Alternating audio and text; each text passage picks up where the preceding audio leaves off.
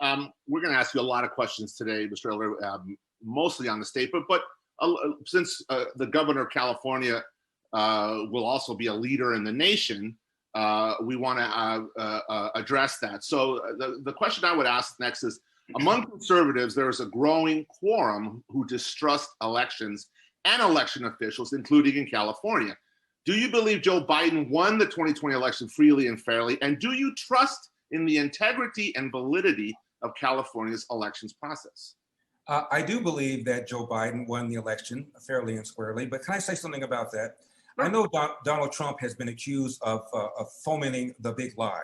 If I had a nickel every time I watch CNN, and I watch a lot of CNN, I watch Chris Cuomo and Don Lemon and Wolf Blitzer. If I had a dime every time they said Donald Trump has pushed the big lie, I could self-fund my campaign. I want to point out that for 4 years and counting, Hillary Clinton referred to the 2016 election as having been stolen, her word, not mine. She referred to Donald Trump for 4 years and counting as illegitimate, her word, not mine. When the Senate investigated the 2016 election, they made two major findings. One of them was this, that despite their efforts, the Russians failed to change a single vote tally. Yet, according to a YouGov poll, a respected poll, 66% of Democrats believe that the Russians changed vote tallies. One more time, the Senate report found zero evidence that the Russians changed a single vote tally. Now, the politics editor of CNN is a man named Chris Cillizza. He wrote a piece where he excoriated Republicans for, quote, falsely believing that there was, quote, widespread voter fraud in the 2020 election. 76% of Republicans, he said, believes this lie. 78% of Democrats believe that the Russians, quote, changed the outcome of the election, close quote, in 2016, even though the Senate report could not find any evidence one way or the other. Mostly what the Russians did, as you know, is buy a bunch of Facebook ads, some pro-Black, some anti-Black, some pro-Trump, some anti-Trump, some pro-Hillary, some anti-Hillary, in order to just stir up discontent. But the Intel report found no evidence whatsoever that the Russians changed the vote, changed the outcome of the election or not.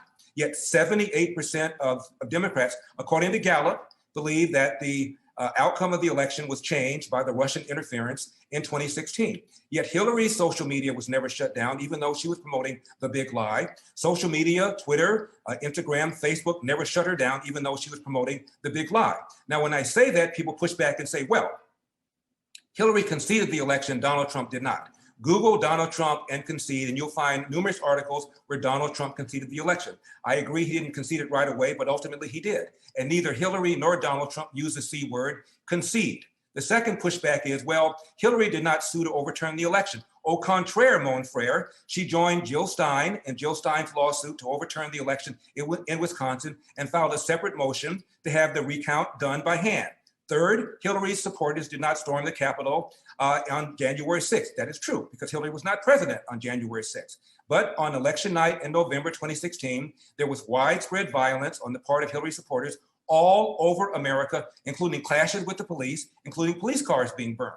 And on the third week of January in 2017, when Donald Trump was inaugurated, 200 people were arrested in Washington, D.C. because of violent protests. That's almost half of the 400 people that were arrested on January 6th. So I believe there's a double standard here. Donald Trump has been pounded and pounded and pounded for promoting the so-called big lie. Hillary has promoted the big lie for 4 years and counting, and has never, ever been, in my opinion, upgraded over that.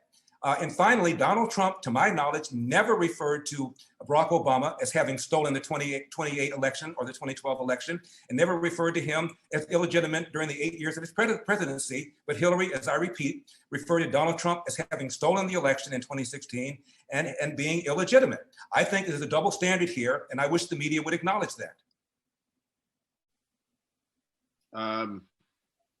And finally, Donald Trump, to my knowledge, never referred to Barack Obama as having stolen the 2028 election or the 2012 election, and never referred to him as illegitimate during the 8 years of his presidency. But Hillary, as I repeat, referred to Donald Trump as having stolen the election in 2016 and being illegitimate. I think there's a double standard here, and I wish the media would acknowledge that.